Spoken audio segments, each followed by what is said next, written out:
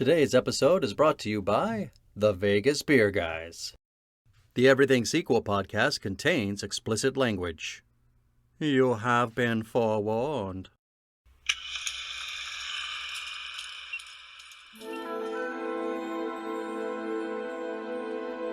Hello and welcome to the Everything Sequel podcast. This is a pitch edition. Today, we're making Hannibal Lecter go on. My name is Michael Shantz of the How Dare You Awards. Joining me, Pitchmaster himself and my personal poltergeist, Tom Stewart of Lonesome Whistle Productions. Say hi, Tom. I can smell your cunt. You still do that language advisory warning at the beginning, right? Yes. At the beginning of episodes. Okay, Yes. Good. Just checking. Probably should have checked beforehand, but now I'll do. No, it just felt like a good time to check that you were still doing that. For some reason. That was coming in hot with the cunt. Years and years and years ago, I had a friend that I worked with that did, I can only say, a reinterpretation of that moment. I can't remember what he was. I don't like the sound of this. In what possible context would that be socially acceptable? Yeah, we're all out somewhere, and he just said, it's kind of like that gross guy in Silence of the Lambs that throws the semen. Yeah. Where, like, what's his name? Multiple Migs, where he's just like, surprise! I was like, Yeah. well, I don't think he says surprise. But I think he might say surprise. I think your weird friend is right. You think he does say surprise? I don't know. I think. But he said it like he was throwing balloon streamers. Like, Well, I'm not. Well, I don't think it's certainly not a subject for polite conversation. No, he says got you. well, you never had those. He says got you. Yeah. Okay. Which is, I prefer surprise. I got to tell you, yesterday I was with my son, and we were playing a card game. A semen throwing game. No, that's right. Okay, good. Well, it's Sunday, you gotta. It's God's day. That's right. Oh, that's in the Bible, right? No, we're playing a card game, and I lost a hand. And a hand of cards. I did not know the actual hand. We went off the rails quickly. Yeah, that's here. it. Well, we play for pretty high stakes. So when that was it. I was like, lose a hand. That was the way I was brought up. But anyway, England is fucking weird. it is. Regardless of the fact that was a joke, England is weird. That's still a correct statement. But anyway, I lost a hand and I went, nuts. And he went, you're Batman. And I went, what? And he said, isn't that what Batman says? Nuts. And I was like, no, but now all I want Batman to say when something goes wrong is nuts. Can you imagine? That sounds like it could be Adam West Batman. It sounds like it could. Yeah, he hasn't seen Adam West Batman, so I like the idea that Christian Bale nuts. Nuts. I mean, that would improve the end of literally any scene in The Dark Knight Rises. Hell yeah! If when he gets beaten to a pulp by Bane in the sewer, when his back gets broken, nuts. That's fantastic. I think someone should go in there and special edition surprise. like Grandpa Simpson in that Millhouse Divided episode, where they have the surprise wedding for Marge and Homer after he gets divorced. Right. At the very end, and it pans around the room. Everyone goes surprise, and then it pans around the room, and Grandpa Simpson about 10 seconds later than everyone else goes, surprise.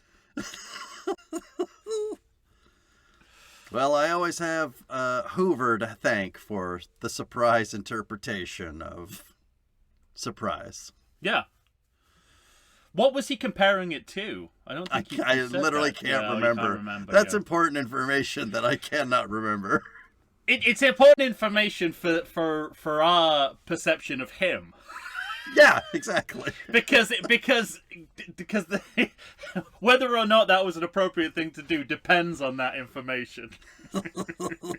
I trust it. He's a fantastic man. Okay.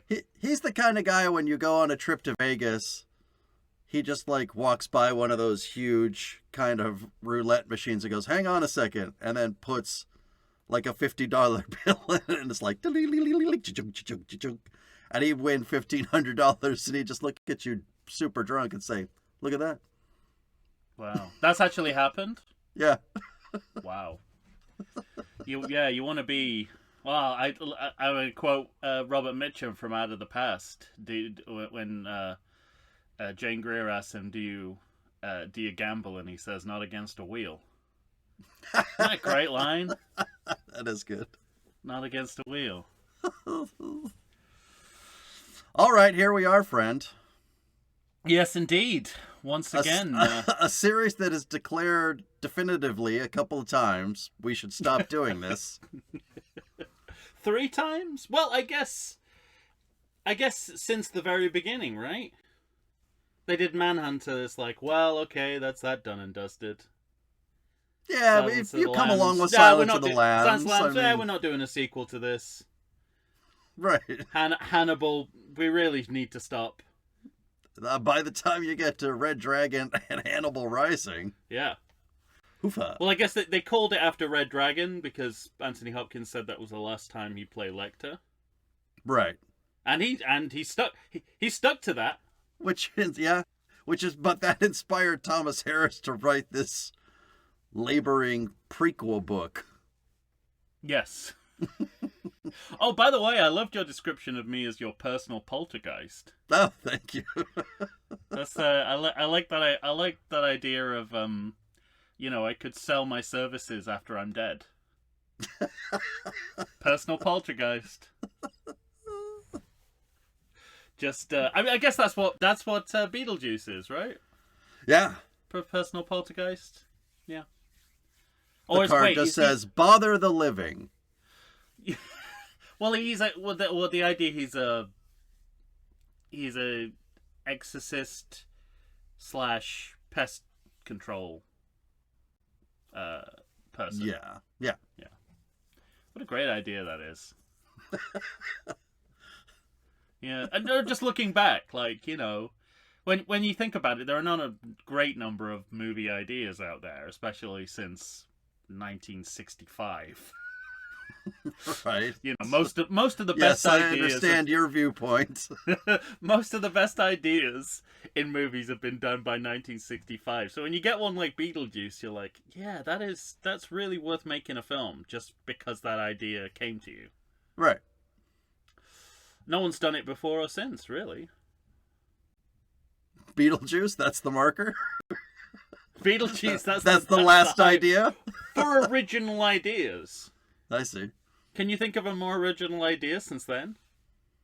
And don't Monkey say Bone? Sinners. Monkey Bone. I don't want to hear anything else about Sinners. I've heard everything it's possible to hear about a particular movie. It's very good. Let's just leave it at that. Yeah, but I think you're going to start hating it more and more because people like it more and more. I already do. Yeah. 16 nominations, that dropped it down for you quite a bit, I imagine. Completely, yeah. Yeah. I was like, okay, so you take away 3 of those nominations because it can't tell the story in order. Immediately. That's how my Academy would work, okay? They would get the nominations out, and I go, okay, so what now which ones do we take away? Okay, so let's look at each individual movie. What cinema sins does it commit? Did not tell its story in order. 3 nominations gone. Directed by Paul Thomas Anderson. We'll take off 1 for that, okay? Sean Penn. That's got to be 5. You don't just take away Sean Penn's nomination, like the movie loses other nominations? No, because then people will be like, well, what's the worst that can happen? We'll cast Sean Penn again in a film, and we'll just lose 1 nomination. I'll be like, no. Every time you cast Sean Penn, you end You lose 5 automatically. So you learn your lesson? So you learn your lesson, yes.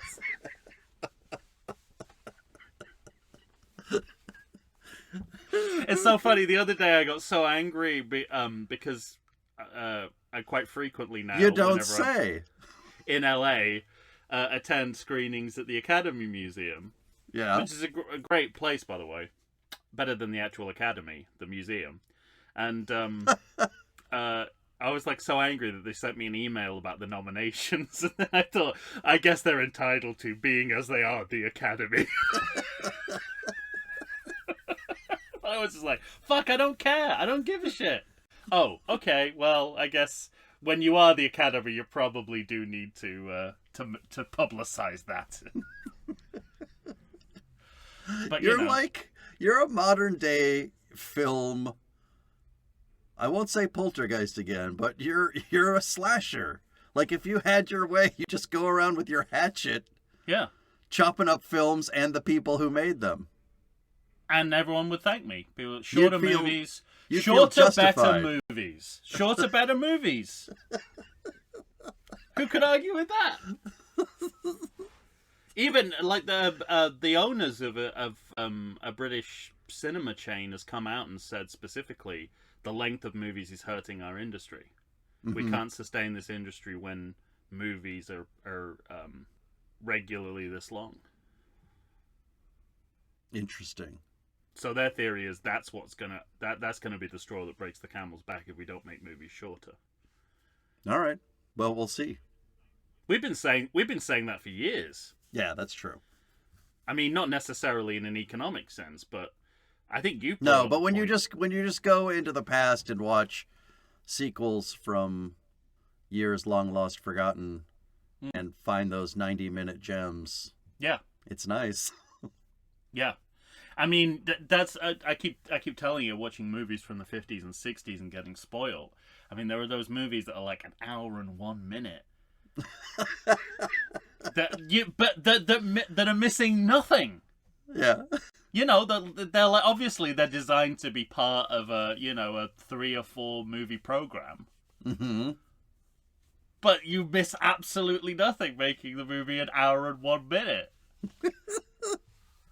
I went Killer's Kiss the other day. Minute 1? Perfect. No notes. No notes, Kubrick. Except all the acting in the movie, which is abominable. But anyway, let's move on.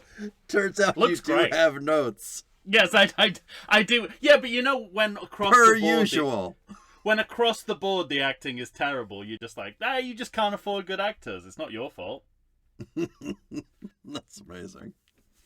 All right, task at hand. Task at hand. Anything else left to say about the series before we start pitching sequels thereof? Yeah, well, I don't think I've seen a series with an outsized footprint in culture. Yes. I have something to say about this too. That in which really there are only 2 good movies. Yes, correct. Well, I'm sure those series exist, but they're few and far between. Yeah, I Star Wars is getting there. Yeah, but you made 3 good movies to start. Yeah, and most people think 2 good movies. Yeah, but they're wrong. Well, yeah, I know, but we're talking... Yeah, but you could argue the toss about Jedi. Mm-hmm. One way or the other. I think we both realize that. I do not. Even though we both disagree, someone came to you and said, like our superfan Dana Gould, that is not a good movie. You might have to concede the point. The one with the bears?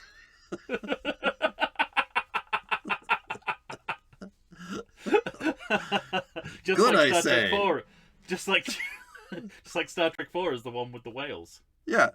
Hey, the whales turned up in Starfleet Academy. Oh, really? Yes. Amazing. There's an episode of Starfleet Academy that includes the line, I saw you with those whales. How mad did that make you? I mean, it's interesting. I was listening to a podcast today, the Star Trek: The Next Conversation. Matt Myra said, Star Trek fans now fall into two camps about New Trek. There's those that still believe Star Trek could be what it could be, and those who are broken. And he said, I'm in the broken camp now, so everything in Starfleet Academy, sure. That's his attitude, and I'm getting there, Yeah, that's good. Yeah. So on that point, it's so remarkable because we talked about the continual cultural reach of certainly Silence of the Lambs. Yeah. And this weekend I saw both Zootopia movies. I forced my son to watch the first one, so you could go in, not so get I lost. I wasn't going in cold to Zootopia 2 like George Costanza with Home Alone 2. So I could follow it. And both movies independently, one made in 2016, 2025, each have a Silence of the Lambs reference in it. Wow. I would say the first one has two a Silence of the Lambs reference and a deep cut Silence of the Lambs reference. The second, the one, have you seen Zootopia? Either of those? No, I don't think so. The second one is definitely not the second one. The second one is, it's blatant. Literally, we have the the dungeon prison, and the lights go on, and there's a glass scene, and there's the villain of the first one, who's a lamb, as Hannibal Lecter. He said, "Hello, good evening." But then, just this morning, before I took my son to school, he was watching Garfield: A Tale of Two Kitties. No, man. He's doing his own sequel podcast, I think, independent of us, or I've got into his head, one of the two. And Garfield does a Fava Beans and Chianti parody in the middle of it. Yeah. So it's like, so it's just everywhere. Still. And also, it's trickled down into family entertainment, where it absolutely does not, to go back to the intro to the show, absolutely does not belong.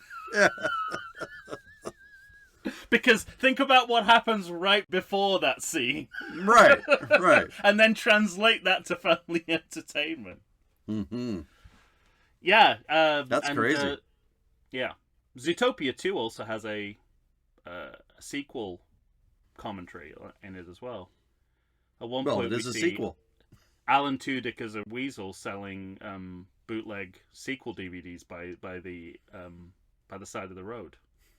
He says, "I got sequels, I got reboots, I got remakes. Who says the industry's on its knees?"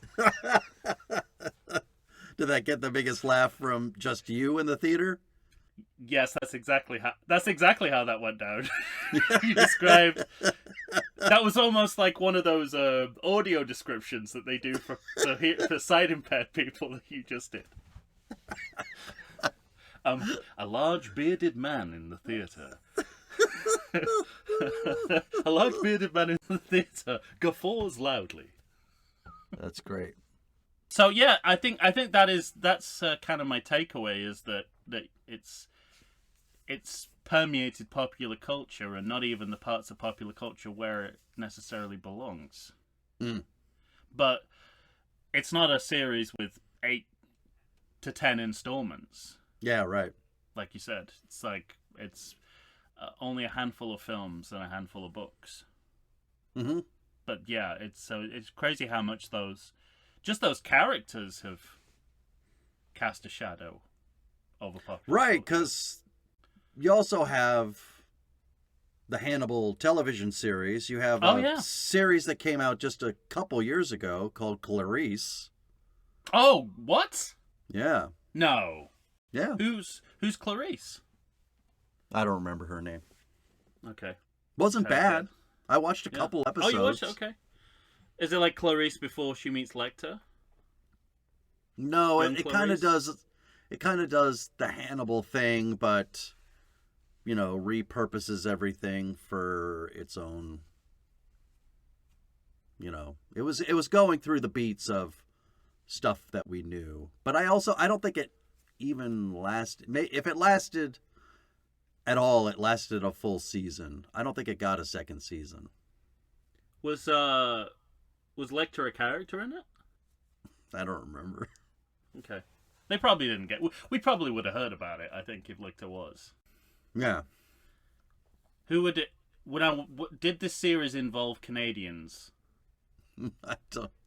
Because if it did... I'm just trying to sense about how... If they did have a Lecter, how badly cast that actor was. Judging by what they do with New Trek and their recasting of the original series Star Trek cast. Oh, I see. You gotta see fucking... Well, I guess it's not fair because the original Captain Kirk is Canadian, but this is like... this is like... I think he's described on Star Trek The Next Conversation as a charisma vacuum. Their replacement Kirk. He sucks up other people's charisma? Yeah, exactly. Including, what's he called? Gregory Peck's grandson, who now plays Spock. Oh. All right. Man, you really keep up with that franchise. And I don't watch it. That's the thing. It's all secondhand. I don't watch any of it. Okay. I have to keep a safe distance from it, or, my blood pressure will go through the roof. I'll have a stroke at the age of 43.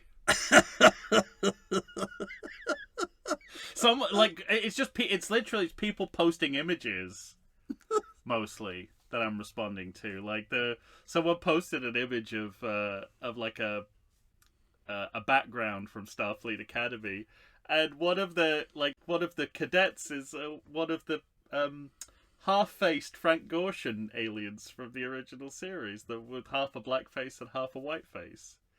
I was like, that doesn't make a lick of sense. That planet was dying the last time we saw it. He was like the last survivor of that planet. Anyway. And the other thing about it is... You could make a killer living in Hollywood with a business called Let Me Tell You What You've Done Wrong. Yeah, except no one wants that business. Yeah, that's true. Hollywood would be a very different animal if that business could make money.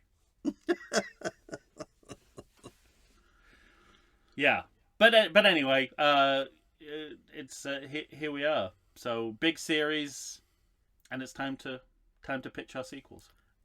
To make it go forward. Yes. How do you feel about doing that? I have to tell you, I was somewhat excited at first, and as it went on, I'm not pleased with my pitch. Okay. But I think it's also like the exact kind of pitch of something they would do today. It feels so generic. Yeah. And stupid that it seems like something they would actually make. Yeah, once you sense that they're not completely done, especially if they tried out Clarice. Right. Mind you, if it didn't work, what does that mean? All they have to go on right now in Hollywood is what has worked. And this has worked, these characters. So that's why they keep bringing them back. They think they can grab that magic again. Yeah, I mean, it was an interesting process. It's very much like the ranking and declaring of the series. It's such an unconventional franchise. Yeah, right. That you kind of go into it thinking, well, it's going to be difficult to anticipate where they're going to go next. Mm-hmm. And yet, like the ranking and declaring, it's remarkably straightforward. And I'm not saying my pitch is the only thing you can do. Your pitch is never straightforward. But, to use a presidential election allegory, it's definitely, you know, there's a clear path to victory. There's a really obvious way that you can go if you want to, given what the series has left on the table, I think. And once I realized that, I kind of think I agree with that. Probably entirely different. So, yeah. But the fact that even if that's the case, the fact that there might be two separate obvious ways you can go means that, unlike most of the series we do, which are just completely exhausted by the time we get to them and start pitching, yeah, there is actually potential for a couple of different sequels here. Well, part of my problem too was I already mentioned the sequel I'd like to make. Oh, you did? During our Good recordings. job I never listen. You did listen. In fact, you said that would be a much better idea than what they did. Oh, I don't remember what that was in reference to. I apologize. Well, it was based on the ending of the book Hannibal, where he and Clarice actually end up becoming a couple. He drugs her to the point where he can kind of bend her mind to his will, and she sends a note to Ardelia Mapp saying, I'm where I want to be, don't look for me. How is that your sequel pitch? Well, I always said that the next book should have been like Ardelia Mapp looking for her friend, and you were like, well, that's better than what they did. Look at what they did, this stupid prequel. That I don't know if that's the compliment that you're portraying it as. I think what I was saying was, you know, pretty much anything is better than this. And I suppose the other advantage of this franchise kind of going every which way but loose. But loose? Is that it leaves a lot of there's a lot of dormant characters, you know, a lot of I bring back a dormant character. I think my pitch is 90% dormant characters. Take them out of deep freeze. Yeah. And so that's the kind of advantage of going of like never returning back to the same people, is you've got an entire cast. Like an unused ensemble that you can pull from. Mm-hmm. So yeah, I mean, it was kind of straightforward. I mean, I had to sort of steal a device from another famous sequel in order to do it. Okay. Well, I also found it difficult because you have to find a way to make this series go on, so you have to write a pitch, right? You have to come up with a story. In addition, you lost me at always, right. This is all in my head, but go on. All right. In addition, you have to have a title. Yes. But then you also have to, I think, name your killer. And I went on a real roller coaster ride with that. Well, that's the other interesting thing about the series, because the last two out of the three movies don't conform to that template either. Yeah, they just use the same killer. Yeah, it's just there's no killer of they the call week. him in Florence they call him the monster. There's no killer of the week in Hannibal or Hannibal Rising except Hannibal. Right. Hannibal's like, you know, it's like when someone gets Employee of the Month twice in a row. That's kind of what it's like. Everybody else is like, you know, I work pretty fucking hard. Yeah. Can I get up? It's Can I get a little sunshine on me? What the fuck? It's like, look at my numbers this week, and still it's Ron. And Ron kills people. Yeah. It's the inanimate carven rod again. Stupid Rod. In Rod we trust. Yeah, so that's where we are. All right. Are we ready? I think so. I don't think there's any. I don't think there's any more of Starfleet Academy I can talk about. So let's to avoid second-hand commentary on. That'd be a good podcast, wouldn't it? A podcast on Starfleet Academy, but I've not watched a single second of it. Let's see if I can anticipate what each episode is going to be and the problems in it. I bet I wouldn't be too far off base. just from the picture icon, or do That's you read the summary? I'll only look at summary, images, general fan response. Okay. I could figure out what's in each episode and how I feel about it. I mean, you just have to look at how Holly Hunter sits in the captain chair to know. In the words of Frank Costanza, this is not my kind of guy. Not my captain. Not my Star Trek captain. Honestly, go online and just Google Holly Hunter Captain Chair Starfleet Academy. You will be stunned. Absolutely stunned at what you see. All right, I look forward to that. Mm-hmm. Like a child in a parent's bed is what it looks like. The sheets up. Oh man, you don't know how close you are. You said a mouthful. All right, do you want to go first? Should I go first? I want you to go first this time. Yeah. This time, I think I've gone first the last couple times, but I'll go first again. That doesn't sound right. You coward. With no evidence to the contrary. All right. But I'm going to have you go first, because I want to know what generic and stupid sounds like in this series, so I can adjust my pitch if necessary. Because I don't consider mine to be generic or stupid, but perhaps it is. Oh, who knows? Yours is usually out there. Yeah, mine is usually the kind of sequel they absolutely would never make under any circumstances. It's never generic or stupid. It also can't exist because it's never generic. No, I'm really relying on our long-suffering time machine to make mine work. I already wish I did that. You haven't used the time machine at all? No, I don't think so. You're going to Idaho and having a carrot. You're in Idaho, have a potato. All right. Well, get ready to possibly get mad. Okay. I'm calling my pitch Hannibal, Legacies. Okay. I see where the generic and stupid comes from already. Thank you. But that's the title. That's the pitch too. Legacies. Yeah. I didn't know you could pluralize that. I don't know. Has anyone ever pluralized legacy in a as a subtitle? I don't think so.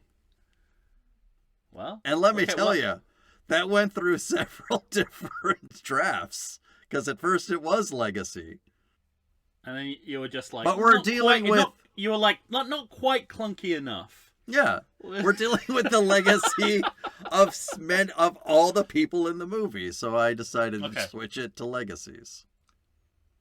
So I was gonna call it Clarice, and then I was like, well, that's the TV show. You've turned your title into like an SAT question. Hannibal is to Legacies as dumb is to stupid. You see, the only listen. I'm by no means a grammar Nazi. I'm not. I hate grammar Nazis more than I hate grammatical mistakes. But there is a bit of a cognitive dissonance between having a singular on one side of the colon and a. I know. Yeah. and a plural on the other. I'm just saying. I agree. I'm open to all changes on this pitch. I mean, literally, this pitch is pages long. Oh my god! Well, you better start. You better get going then, because I've spent about 20 minutes talking about Starfleet Academy, which I haven't even seen. So, all right, here I had a real good time. Basically, you remember in Hannibal? I think in Hannibal, the TV series, the cellist is like splayed out, like on a chair with the thing through their head, and like their muscle or whatever is like fanned out. Mm-hmm. Am I remembering that correctly? I think. Well, if not, you can reinvent that however you want. Well, basically, that's what's been happening. killings like that. Okay.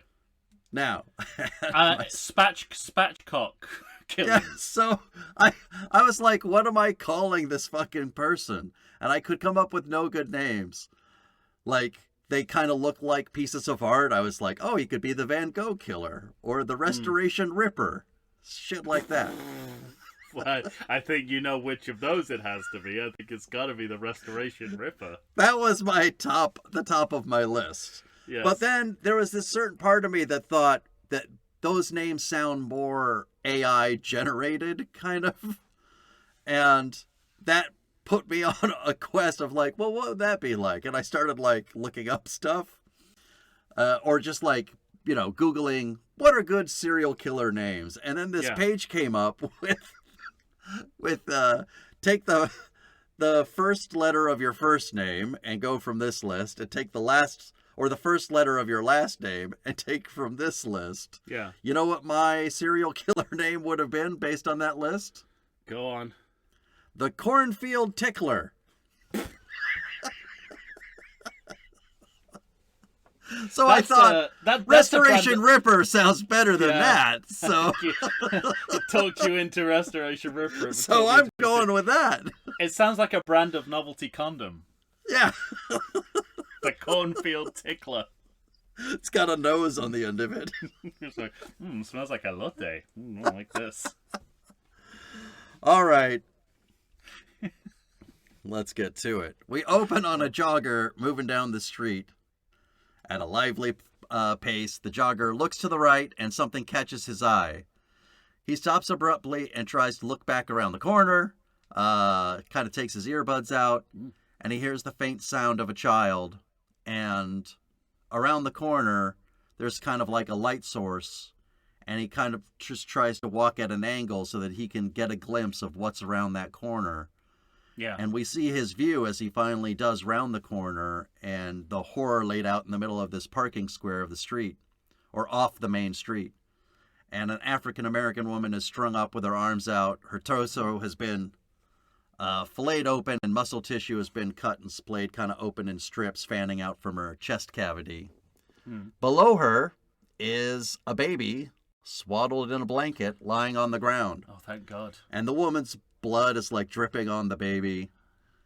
The entire scene. I'm really glad the baby wasn't also spatchcocked. Yeah.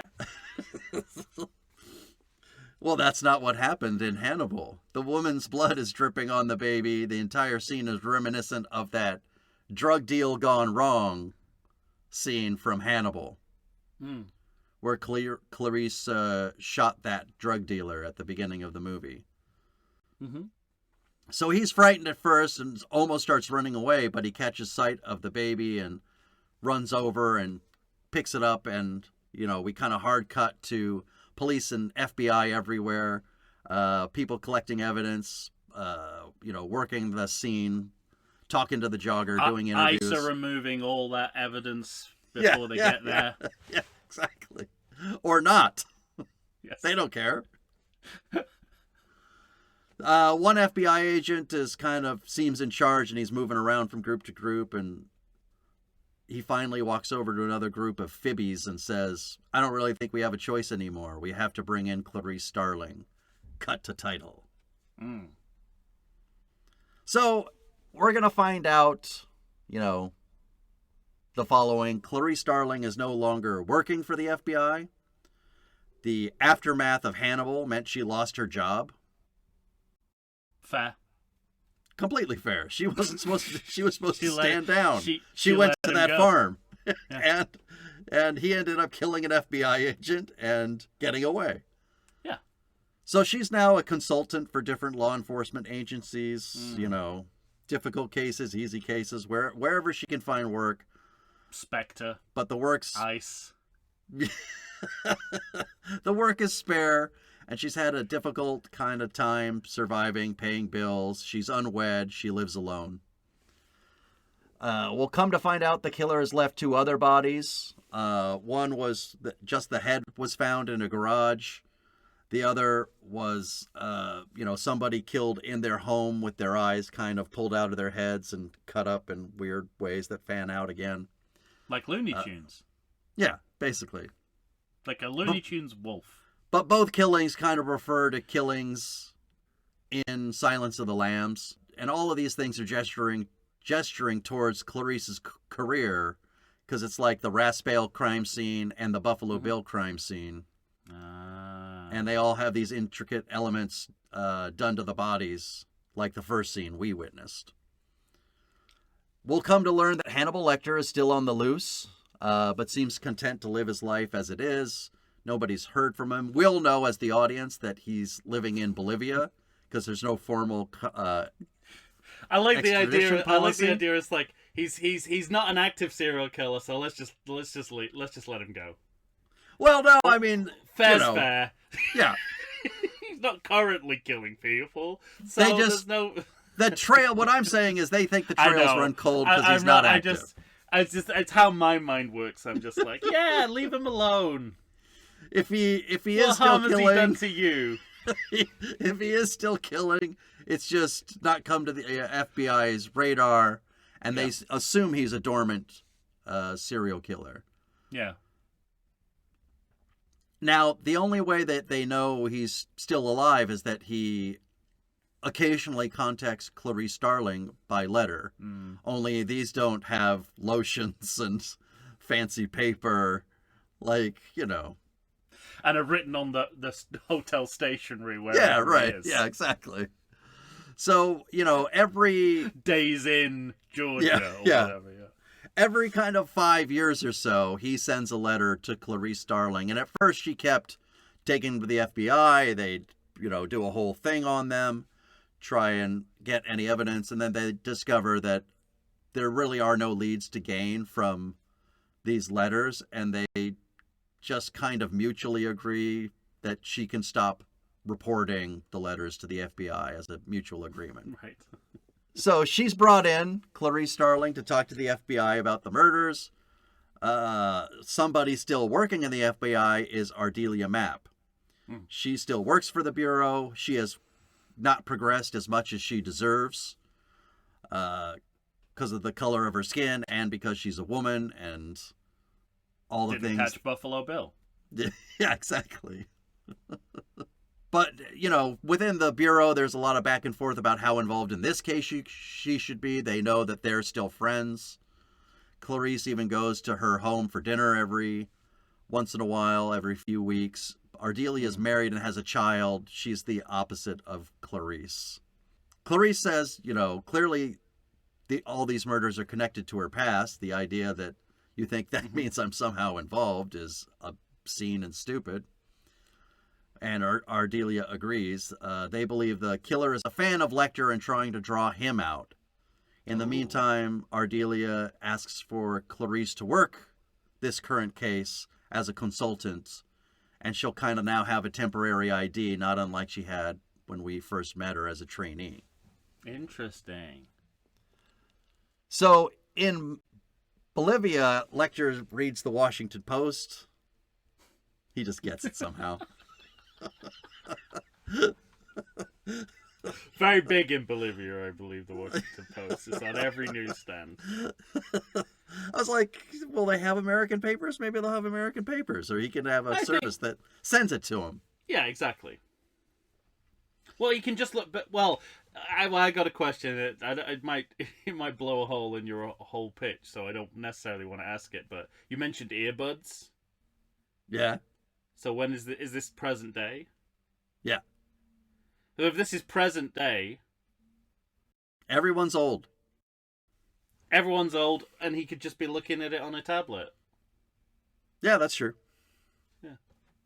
Doesn't need to get physical newspapers if it's not 1992.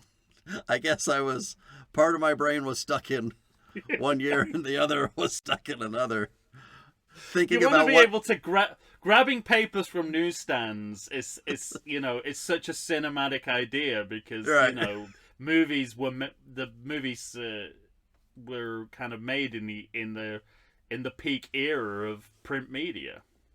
Yeah, I just kind of thought that, I guess in my mind, Lecter would want a more tactile experience reading a newspaper, but the easiest thing to do would put it online. He prints it out. Roll puts it through one of those mangles to make it Yeah. look like an old timey newspaper, Yeah. and then says, "Stop the presses." So he, well, I guess in my mind's eye, we'd see him kind of read about this case and be resigned to maybe have one last go around. And he kind of packs a bag, gets in his car, heads for Venezuela, where he gets on a boat heading north. And then we get into the procedural part as Clarice and Ardelia kind of follow the clues for this killer. As they are following clues, Hannibal starts following them. Once he gets to D.C., he's kind of breaking into their homes when they're gone, tries to find out information about the case. Yeah. And he calls Clarice and offers help, which she says she cannot accept. He's, in the only way Hannibal Lecter can. Oh, come on, Clarice. Why don't we have one last go around for old time's sake? And she says, "Where are you?" Can you get me off the hook, Mike? For old time's sake? Yeah. Can't do it, Dr. Ledger. Can't do it. Well, at this point, I kind of imagined like a scene not unlike their first meeting, but completely different. And for whatever, like, she knows after this much time, there's just no way that he could have menace towards her and want to kill her. So they meet literally just at a diner. And Heat style. Yeah, like this is something we've never seen between these two. And they kind of talk about there's a flip side to that coin. Yeah, exactly. So, I don't know everything that scene will be about, but they can catch up on each other's lives, Love it, yeah. Whether or not he's still killing. I tell you what it is more like, not even heat, out of sight. Oh, yeah. What if we were just two people who met Just two people, who met in a hotel bar. And went for a date. Yeah. That's brilliant. So, yeah, they're just having a conversation that seems strangely intimate, but like they're really close friends almost. Well, they are. I mean, yeah, they are by now. Right. What happens when this is all finished, Clarice? Will you let me go? That kind of thing. Yeah. So, as the case moves on, evidence leads to a suspect, and the FBI closes in on the suspect, disappears, and so does Clarice. So he kidnaps her. And we'll learn that Ardelia will connect the killer to Catherine Martin. Oh, she's still mad about her leaving the room for those few seconds. She's abducted, yeah. Well, I mean, she's not abducted, but So it'll turn out that her son, Kevin Martin, is the killer, and Catherine's kidnapping left long-lasting marks on her. She had drugs and alcohol problems and was, got involved with a violent man. Mm-hmm. And then she, in turn, was violent towards her son. And Kevin focused all his rage towards Clarice and thought Hannibal would want to join, so he had left kind of clues for Hannibal to find. So in a way, is he mad at Clarice for finding her and he I think he wished that his mother had never lived and he had never been born. Which is Clarice's fault, though. Yeah. And Hannibal does. So it's kind of disturbing how easily I was able to identify with a killer point of view there, isn't it? I mean, isn't that what everyone's thinking? Right? That makes sense, does it not? I'm like an unintentional Will Graham. I'm on his side.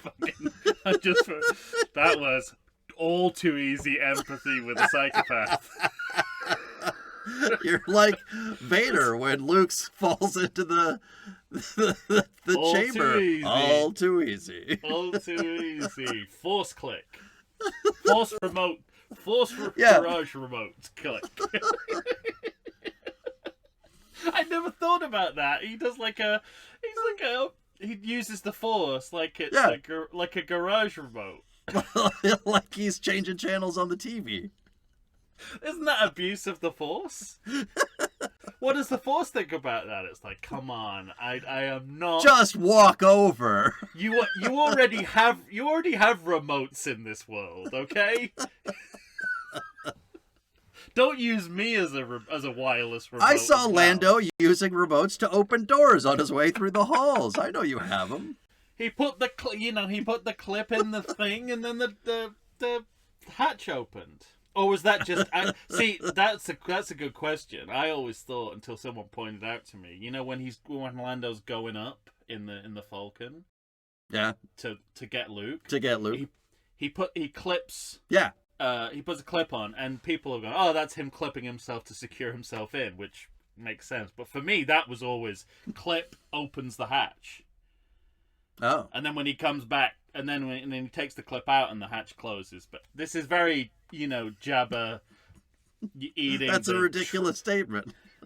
Jabba eating the shrunken like, woman. There's cut. a sensor on that piece of metal. I know. Says, clip open.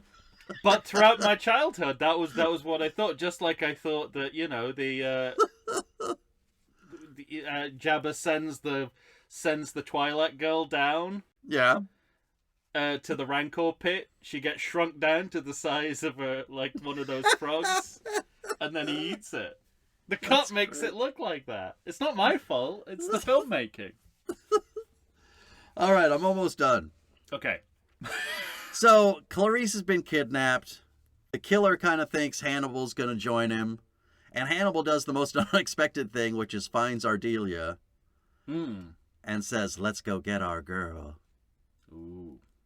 So Hannibal does go to the killer kind of under the guise of helping him. At the critical moment when the killer thinks he'll get everything he wants, the lights go out. So Ardelia is on the outside. She kind of kills the lights. It'll be reminiscent of that moment in Silence of the Lambs when the lights go out. Mm-hmm. I kind of played around like, does Hannibal Lecter have the night vision goggles? Or do you play around with that at all? I don't know. Does Hannibal Lecter know about any of this? Know about any of what? I guess he could have read about it. Well, he was the Buffalo absent. Bill case? He was absent from this. Yeah, but that would have all been in the papers. Mm-hmm. Yeah, So. True. All in the Washington Post. Yeah. Bolivia edition. Belvedere, Ohio Gazette. I think I got that town right. Isn't that where she is? At the end of that movie, Belvedere, Ohio? Well, if you say so. All right. Anyway, by the time the whole thing happens, Lecter has foiled or helped to foil, and Ardelia comes in, shoots Kevin, wounds him, but arrests him.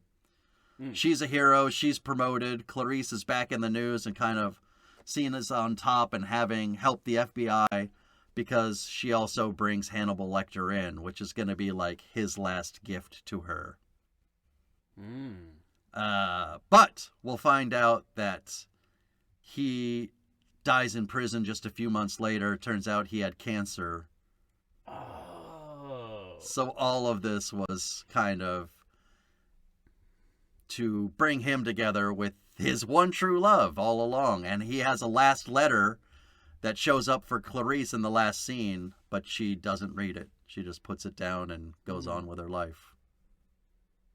And that's it. And because he has cancer, he can't eat himself.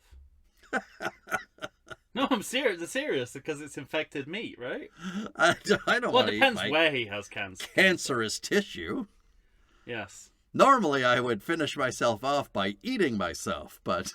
Isn't that how cannibals commit suicide? Isn't that always the end? Yeah.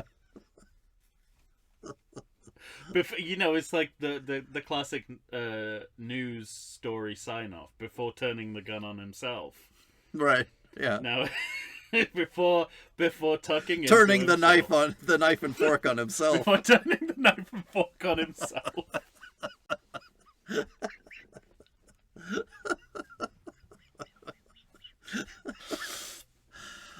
Well, there you have it. Well, You know, if I'm wrong, if any cannibals listening out there, and you know, I'm getting some stuff wrong, let me know. Tell me. I'm willing to hear your feedback.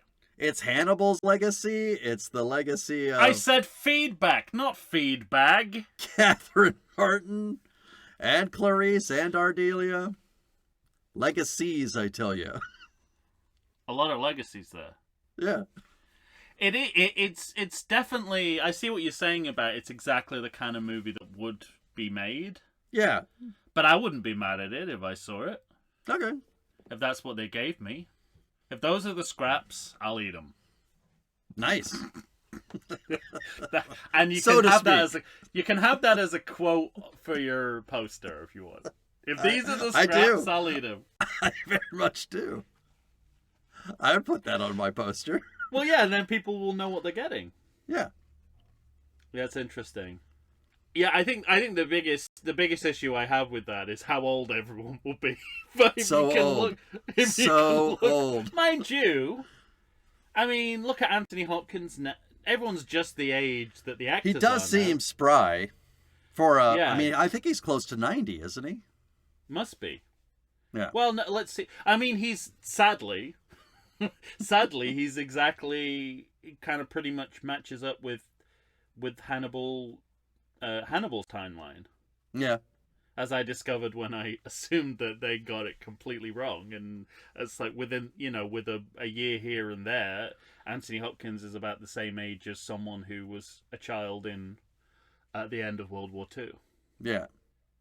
So, but yeah, so he must be. Let's Somewhere say he between was born, 85 and 90. Yeah, because I think he was born like late 1930s, early 40s. Anthony Hopkins. Jodie Foster doesn't age, so Yeah. she's her own little time machine. Mm-hmm. Saw her on the Today Show the other week, and she's off in France making movies. I mean, that's insane. Who else is in your movie that would? No, that's it really. I mean, other actors from the Silence of the Lambs, but it'd be great if you had like. I did at one point. I forgot about this, but at one point I did think about putting like Will Graham and Clarice together. Uh-oh.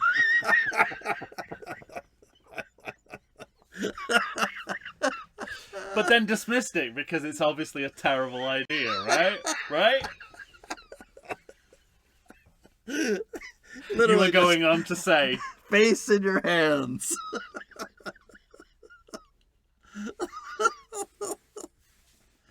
it's like in The Simpsons where Homer's Valentine's gift is. It's like, what did you get me for Valentine's Day? Oh, you'll see. It's not that monkey card I found in the chest of drawers, is it? No. And then he disappears under the covers.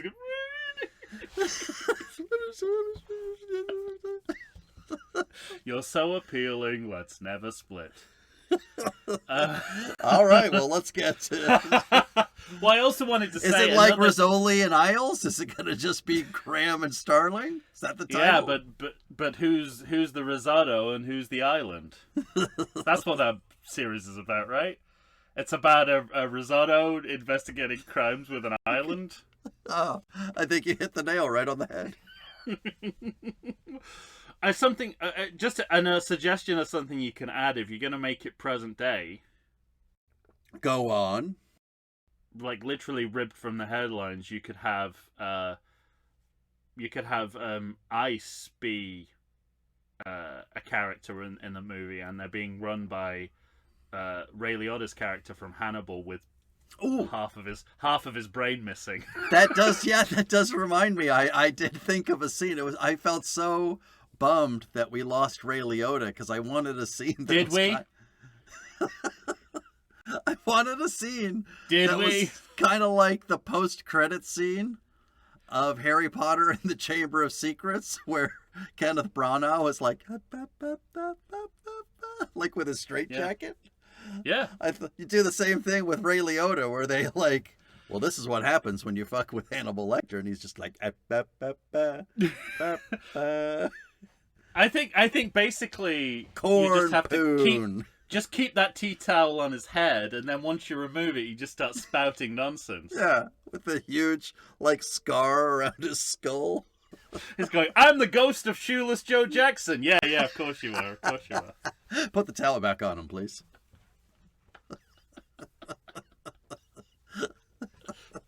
I fucked Whoopi Goldberg in a movie. Of course you did. Of course you did. Karina. That's what happens in that movie, right? I'm misremembering. That's Karina, it. That's the only thing. Karina. What a movie to remember. Okay. Yes, the time has come. My pitch is indeed made of your rejected ideas. Well, what happened was, my thought process, unconventional series, going to be difficult to pitch sequels. Actually, there's an obvious way that you can do this. And so I borrowed an idea from the bankrupt wine merchant and director Francis Ford Coppola. Mm-hmm. Because he came up with the, one of the great sequel devices, the split historical focus of The Godfather Part 2, where you can do prequel and sequel in the same movie. Mm. And so the way I thought about it was... By the way, I'm just realizing now, sorry to interrupt, like, That's okay. Mine doesn't have to take place when I said it does. Like, I could use the time machine just, and it could be 2005. I don't know why I... Because you said earbuds, that was it. Yeah. If you hadn't said earbuds, if you'd have said, like, Walkman and headphones, right. It would have been... Well, actually, if it's post-Hannibal, he could be an iPod. I'm so much more reticent to... Or I'm not as apt to use our time machine as you are. I don't know why. I always think about... Because you've seen okay, too if many they were movies, going to make this today, what would they do? Because you've seen too many movies where I disagree. Time machines go wrong. Yeah, that's true. All right. Oh yeah, you've seen too many movies. That's a given. But also quite a few in which time travel always goes. Has there been a time travel movie where just goes swimmingly? Everything goes right. Yeah. I guess that would defeat the purpose of a time machine movie. It would, but it'd be another original idea that hasn't been done. Mm-hmm. Like someone just goes on like a pleasure cruise to the past, and it's just like a movie, like an Eat, Pray, Love. Yeah, right. But you go to the past or the kind future. That reminds me of that recent Aziz Ansari movie where it was his directorial debut, I think, Good Fortune, where he's kind of like living in his car and can't seem to get good work, even though he's qualified for good work, and then then Keanu Reeves shows up as an angel, and he's like, well, I could make your life like that, but I think you'll discover that you have just as many problems. And so he makes him rich. Yeah. And has him take over Seth Rogen's life, and he's talking to another angel, and he's not supposed to do any of this. And the other angel's like, what did you do? And he's like, well, I wanted to show him that his life wouldn't be as rich and wonderful as he thought it was if he just had the money and that kind of thing. And she's like, yeah? So what happened? It seems to have solved most of his problems. He does not really want to go back. Yeah, you can't do a story set in the present day where money doesn't solve your problems. Yeah, right. Because it's the source of all our problems. Yeah. It's no longer just about happiness. Mm-hmm. Interesting. All right, so, I interrupted. Yeah, I apologize. No, it's fine. So because basically you've got everything after the end of Hannibal, Mm-hmm. where Clarice and Hannibal Lecter are still alive. Hannibal Lecter's on the loose again. So Mm-hmm. that you've got a continuation of that, and you've also got the period between Hannibal Rising, everything between Hannibal Rising and Red Dragon. Okay. right up to the ponytail dinner party in Red Dragon. Okay. So to me, that was that it was a Ray Liotta no-brainer. Just make a movie that flashes back and forth between the two historical periods. All right. So, first of all, and again, going with the model of The Godfather 2, I'm gonna start in the past. I'm gonna pick up where we left off at the end of Hannibal Rising. So, cold open of the movie. He's Hannibal is still on the Canadian border, because he's sort of an internationally wanted criminal. So we know that. To stay... The movies don't seem to know that. Well, let's say that at this point in the what are we in the 1950s? Sure. There's kind of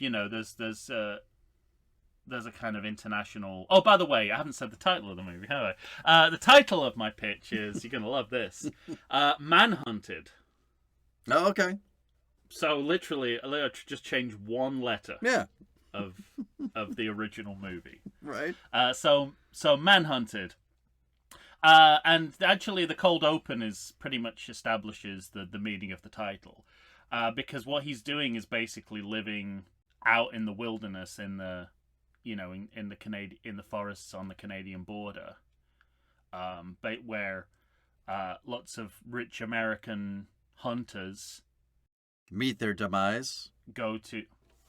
Where they go to, they go on hunting trips. So there's all these kind of exclusive wood cabins and places that they go, and he's sort of scavenging around that area. But of course, with a twist. So you mean like for his martini? No.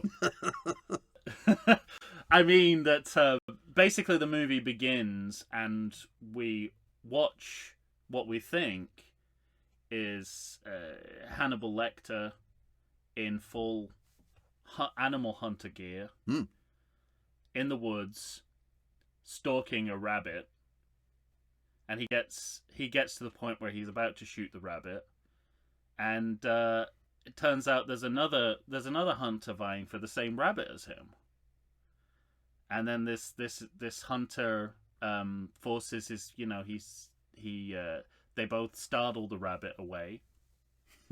This guy startles the rabbit, and so this guy who's a boisterous, gregarious American who's kind of forcing his company on Hannibal, like all American tourists do everywhere in the world. They just tell you their story without you having asked for it in any fashion. So that's what happens here. And he says, I come up here hunting every year.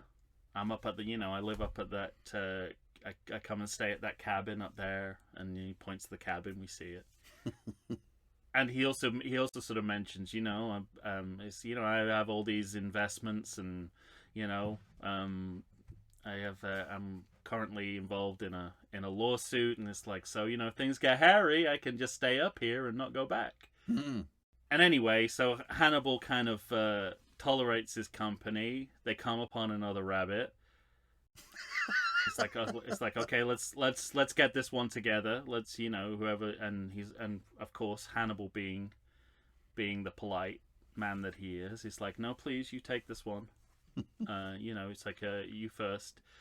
The man gets in position to shoot the rabbit, and of course Hannibal shoots him in the head. And he's not hunting for animals; he's hunting for hunters. The hunter has literally become the hunted. Right. And then so that's your cold open, and then the in the typical post-7 elaborate horror style, the titles will be a kind of I don't know if you've seen Ang Lee's Eat, Drink, Man, Woman, where you see a man like preparing a chef preparing a Chinese feast from scratch. Yeah. And that's the titles of the movie. There'll be something similar here, but he's basically, you see him prepare, like, take this person and then prepare his carcass and make it into a delicious campsite meal. Mm-hmm. But also in the titles, Hannibal sees another opportunity, which is, now he knows all the information about this guy and that he's not expected back. He could go, and he knows where his cabin is. He can go up to the cabin, right? Take his belongings, and this might be his way to get out of the country and get across the border. I'm also picturing a moment between them when somebody, like Hannibal Lecter, says something off-putting towards the guy, and he says, "Yeah, eat me, buddy." Hannibal Lecter gives that wry look, little. It just licks his lips. Yeah. Like Kirk Douglas in the Simpsons episode, liver and onions. Those corn muffins were terrible. Yeah, so he goes into his cabin, he takes his identity. So the only question is, how is he going to pass as this guy who he looks nothing like? Well, this is where he gets the idea of wearing another man's face. So he makes it. He takes off the man's face when he's killing him, preparing him, and makes a mask out of it. So he's literally wearing the man's face, and so he goes across the border, and then the border control looks at the passport, sees the same right face, and he goes. So it's a Mission Impossible, but with real face. But with a real with the real face, yeah. And then he gets off to the border, and we head on the way. So that's our first section. How does he get it on without looking like a mangled mess? Well, that's the skill, isn't it? Basically, you have to kind of dry it out, like put makeup on it, like Undertakers do, to make it look like a real face. Okay. So it has to be like, surgical precision, which we know. He's already had that training at medical school. Lovely. So he gets across the border, and that's probably where we're going to leave this first section, and we're going to flash forward to him, to Hannibal getting off the plane that he's on at the end of Hannibal. Yeah. And he's been talking to this kid that he met for the whole flight. Sure.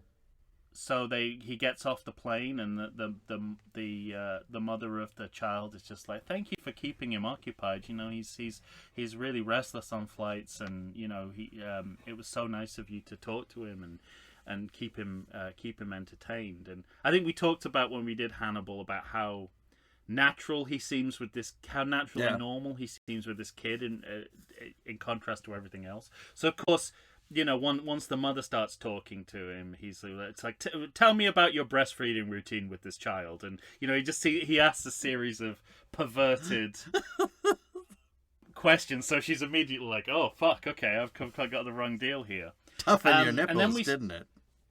Yeah, exactly. So it's like, oh, okay. So she backs away, and she obviously, she rescues her child and makes sure that this child is safe from this creepy guy. And then we see him kind of looking around at the different flights there are at the airport, but we don't see which one he picks, but we see him kind of disappear again in the crowd, a la the end of Into the Crowd, yes, a la Silence of the Lambs. And then we're back in America again. We're in the aftermath of Hannibal, as in your movie. Mm-hmm. Clarice is also not working for the FBI. I also had that there should be consequences for what happened. But it's kind of she's kind of asked to leave. She's asked to resign. Yeah. She's told that no charges will be brought. Obviously, we don't want what happened with Ray Liotta to get out. So we'll hush all that up. And, so if you can keep quiet about that, we'll keep quiet about you essentially letting one of the FBI's most wanted get away rather easily, possibly deliberately. So she's out of the picture, and, they're back to the FBI, back to the drawing board on the search for Hannibal Lecter. So they bring another familiar figure out of retirement, Jack Crawford. Who's played by a three-headed monster of Harvey Keitel, Scott Glenn, and Dennis Farina. What about Lawrence Fishburne? Oh, four-headed, yes. No, it's gonna be, let's say Scott Glenn. Okay. Oh, let's say Mo. Let's say Scott Glenn. No, I want it to be Scott Glenn. He comes out, and anyway, so he comes out of retirement, and they said, they come to him and they say, would you come back and be in charge of the task force to find Hannibal Lecter? And where do you think he's going? Who? Straight to the beach. Lecter or Jack Crawford's? Crawford? No, Jack Crawford's. Oh, okay. Straight to the beach. His first thought is, bring on the man. Who can catch Hannibal Lecter now is Will Graham. He's the only man, and Will, he explains the situation to Will Graham, and Will is like he was at the beginning and end of Manhunter and Red Dragon, saying, I don't want to do this anymore. You know what it does to my mental health and my family. And Jack Crawford's like, yes, but I bet you have an idea. I bet you know how to catch him. And he's like, well, of course I do, but I don't want to, drag myself back into there. And it's like, but this one, you got this. It's like Jack basically blackmails him by doing what Will Graham did and trying to appeal to Lecter's intelligence by saying, no one else in the world knows how to catch him except you. So, so if you didn't use that information, what a tragedy that would be. And he finally, he gets into Will's head, as only Jack Crawford can. And Will's sort of like, there is a way, but it's not to do with, we're going to use kind of hunting rules, basically. So we need bait. So the idea is that we're going to use Clarice Starling as bait. Yeah. To draw him in and then take him out. So obviously, an intelligent audience member is thinking about the cold open of this movie and thinking Hunter becomes the hunted. The only problem is Clarice is not only been let go from the FBI, but she's committed herself in a mental hospital. Ooh. Because she's emotionally disturbed from everything that's happened. So basically, she's doing a Jack Crawford. No, I mean a Will Graham. So yeah, and let's say I've run out of ideas for this section at the moment. Let's go back to by all means. Let's go to the past. That's how they did it in Godfather Part 2 as well, I suspect. I run out of ideas. Okay, something to do with Hyman Roth and I was going, who killed Pentangeli? Was it Hyman Roth or we don't know. Let's go back to the past. So going back to the past. Hannibal Lecter, he's arrived in America using the skin face, and he comes upon another idea because he has the belongings of this man, and he thinks if he can go and introduce himself to and this guy is also, he's kind of luckily pre-written his own suicide note in case things go south with all the legal stuff. Mm-hmm. So they've got this pre-written suicide note. So he's gonna go to Virginia, where this hunter was from, and go to his family and say, I was the last person to see him, and and then he went up to the cabin and killed himself, and I brought you back his things, and they might be so grateful that they'll put me through medical school, which is exactly what happens.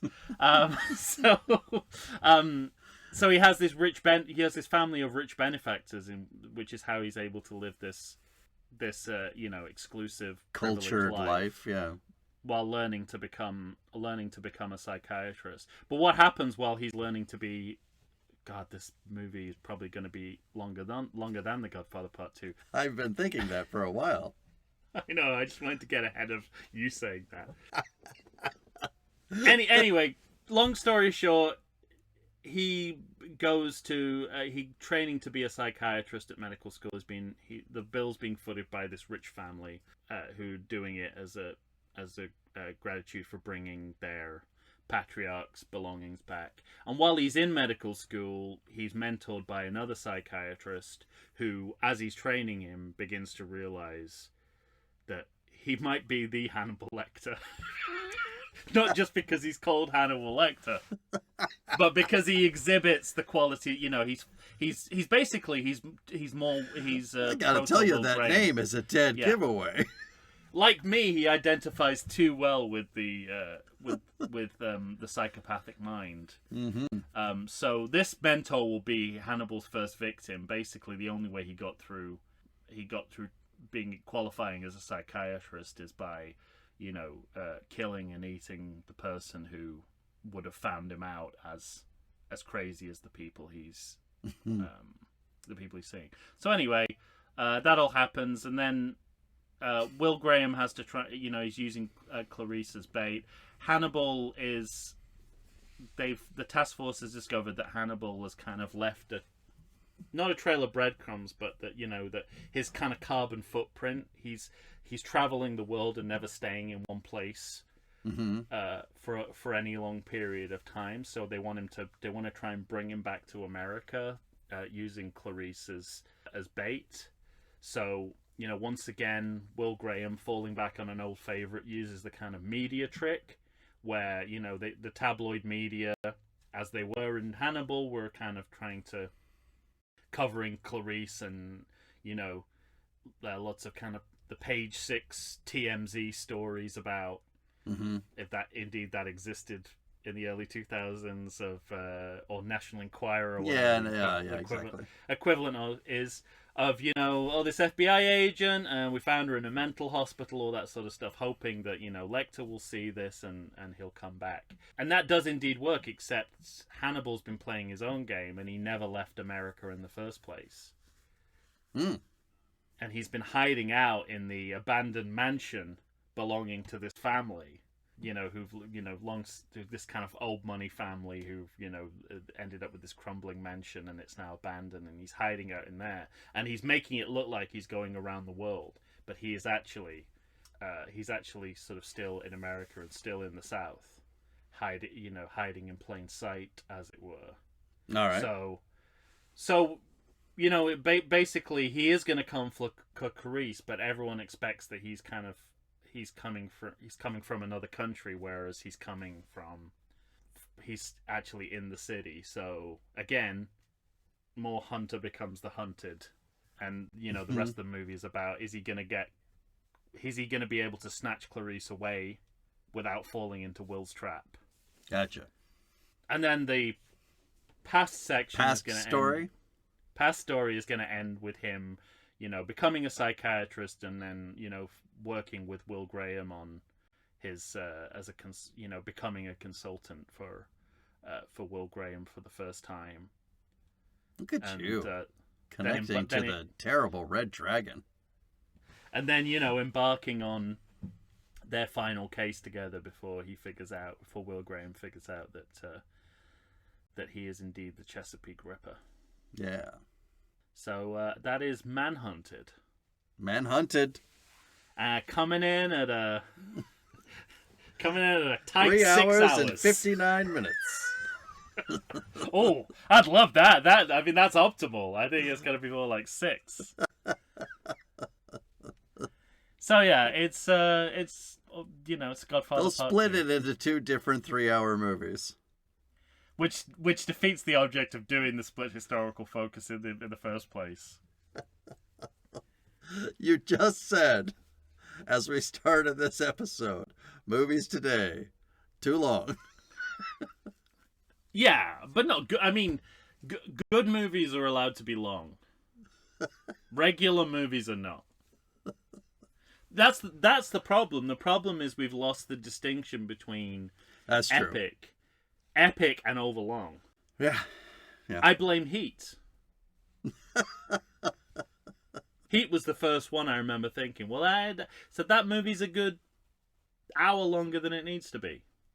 Most people consider it a modern day epic, though. Like, it holds that place in culture. Yeah, but it's heist movies. They're not built. They should have precision timing. Epic length. Yeah, I mean, 2 hour. You look up the Asphalt Jungle, or Rafifi. Oh yeah. Even Topkapi is not longer than 2 hours. I think 2 hours, and that's max.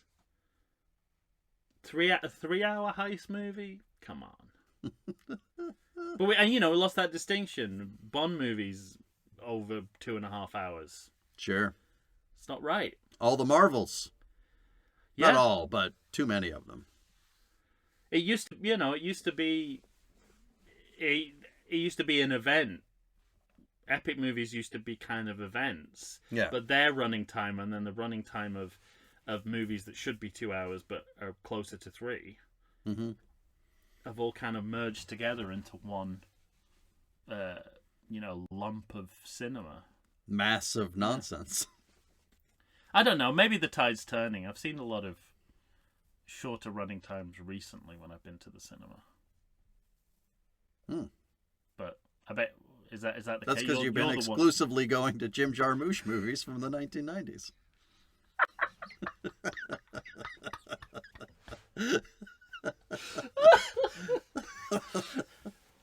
That's because you're actually selecting the movies based on the running time, not the title. Or the concept. Ooh, that sounds good. 1 hour and 1.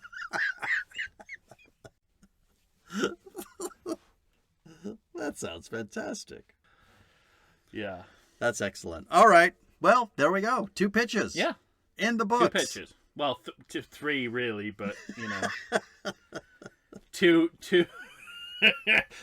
two of them are sandwiched into one movie. Okay. Well, we did it. We fulfilled our mandate. We did. Once again. Look at us go. Once again. Yeah. It's been a while since we pitched. Yeah. We have had some time off. We had some time off from pitching, and I think it's improved our abilities enormously to get that rest and recuperation. Oh yeah, that's obvious. Yes. Couple of tight pitches right there. All right, ladies and gentlemen. Well, you're going to have to vote on what you like. Is it going to be Manhunted? Or is it going to be Hannibal: Legacies? It's always a good sign when you remember my title. It happens so infrequently. I know. I said that. I'm like, wow, that must be good. Mike remembered. That has nothing to do with you or the quality of your titles. That's just me. No, it does, because I can remember posters from 1983. I can't remember the pitch title you gave 5 minutes ago. It's not that's a factor, but it's also because normally I have colons and semicolons in my title. And why would you remember? But Manhunted, it's got something going for it. Poltergeist. Remember that one? Poltergeist. Yeah, there's that one. I got some good one-word titles in my back pocket. Well, but that was the other thing about I came to Manhunted, and my first instinct was, no, I mean that's not a word. No one says Manhunted, and I thought no one says Manhunter as well, so I'm covered on both ends. If someone says to me that's not a word, I go, what about Manhunter? Fair enough. Somebody says legacy's not a word. I'm like, it needs a plural. Yeah, it can be pluralized. It's good. It's like legacies. That must be a really good Scrabble score as well. Yes. Except you could never pluralize it, could you? Unless you turned leg into legacies. Yeah, right. But you couldn't turn legacy into legacies. No. If you just put an ES at the end. No. Legaswise. Terminator Legaswise. Yeah. Hey, we've been quiet on the Terminator front for a while. Do you think they're done? No, they can't be done. No, they'll do another at some point. They'll come up with some fucking idea. You know what I heard was being rebooted the other day that made me very sad, even though they've tried it before and it's never happened. So there's no reason this should. Rockford Files. Oh. No, they leave are it working alone. They are working on a reboot. A few years ago, I heard that they were working. That's because Magnum PI came out, like a new Magnum PI, and so they're. All of them. Matlock, Hawaii Five-0. Yeah. I mean, all those kind of big MacGyver. 60s, 70s, There was a 80s new tigers. MacGyver. There was a new MacGyver. Yeah. Made out of... that thing... matchsticks and... Yeah. MacGyver, like, the reboot of MacGyver, he was just made out of, like, matchsticks and bits of wire and That chewing thing gum wrappers. and the Magnum PI, they both lasted, like, at least 3 seasons. Network TV is out of control. Yeah. There's, like, a reboot of Matlock with Kathy Bates at the moment. Right. She'll be doing that till she dies. People like the Matlock, then and now. Given, I don't know if you've seen her recently, but she must have extended her life by like 20 years. She's in incredible shape. Yeah. She did a John Goodman. Although I think with John Goodman it was less food and more alcohol, I believe. That he was just like a crazy alcoholic for so long, and that's why his weight was always out of control. And as soon as okay. I thought you meant he took up drinking, and I'm like, no, I think he stopped drinking. Yeah, but I think that was what was kind of was where the weight came from, and that's Well, I'm sure it was more than one thing. No, it can only be one thing. All right. Now you got to vote, ladies and gentlemen. Tell us which of these pitches you'd like to see get made, or send us your own pitch. I want to know what the hell you guys would do with the Silence of the Lambs / Hannibal series / Manhunter series / Rising series / Red Dragon series / Carice. Whatever that is. I didn't have a lot of information. No, I mean, that itself was information. Because I was not aware that you were existed. unawares. Yeah. Like that, like the Jason Momoa Conan the Barbarian, it was news to me. Didn't you tell me another one of like another muscle movie reboot that I wasn't aware of with The Rock? I don't remember. He's in... What are the other big muscle movies? I don't think that's necessarily the genre. I mean, sword and sorcery, I suppose. I immediately thought of Pumping Iron with Arnold Schwarzenegger. They rebooted that with The Rock playing Arnold Schwarzenegger. Can you reboot I suppose you can reboot a documentary, Pumping Iron: The Next Generation or something. Yeah, sure. But would it count as a sequel? Only you can tell us. To do that. That was a good Kent Brockman. Only time will tell. To do that, find us on Facebook, find us on Instagram, find us on Threads, find us on X if you must, find us on Blue Skies and all the other things. Nothing but blue sky. And people dared say you don't have a good voice. No one said that. Was that me? Who's been saying that? Or if they've been saying it, I've not heard it until now. The button didn't come up. You want to record I don't think that professionally? counts as... I don't think Zoom... Zoom not putting the professional audio button up counts as people. Hey, people have been saying you got a terrible voice. You mean Zoom? Yeah, Yes. exactly. People have been saying, I mean, it's just the worst. I don't know who they are, but they're saying it. Mm-hmm. Or send an email to everythingsequel@gmail.com. All right. When you hear us next, well, we'll be on another channel when you hear us next. We'll be on... You'll hear and see us. Yeah, Next time you hear us, you'll be seeing us. We'll be YouTube and talking about the posters. Yes, indeed. So check that out, because you'll also hear what we're doing next. I suppose we'd better decide that before we start doing posters. You'll be hearing something that we don't know at the moment. Yeah. Being discussed imminently. Decided on as we say it. All right, for Tom Stewart of Lonesome Whistle Productions, Michael Shantz here. I'm from the How Dare You Awards.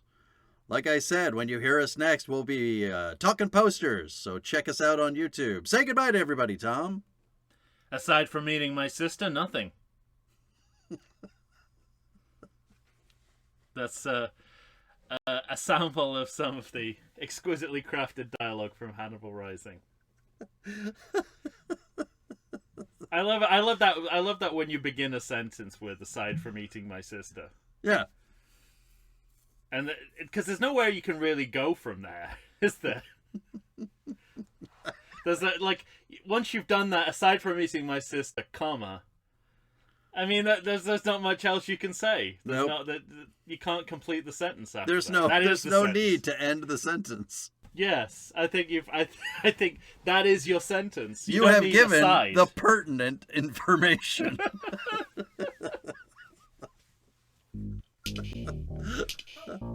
All right, thanks for listening, everyone. We'll be back.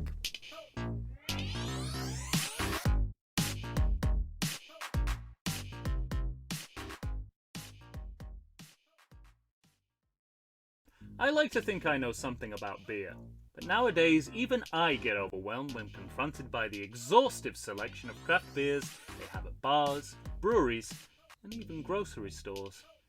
Back in the day you had one, maybe two craft beers to choose from, and if you were confused, you ordered a Guinness.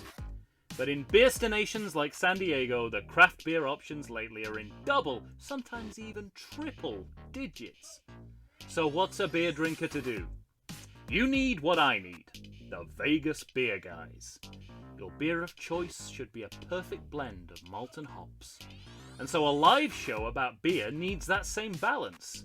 And the Vegas Beer Guys matches beer expert Dan Aker with self-proclaimed beer novice Stephen J. Weiss.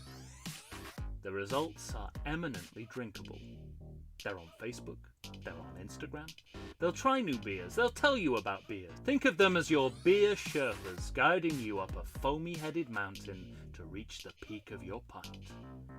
God, I need a beer.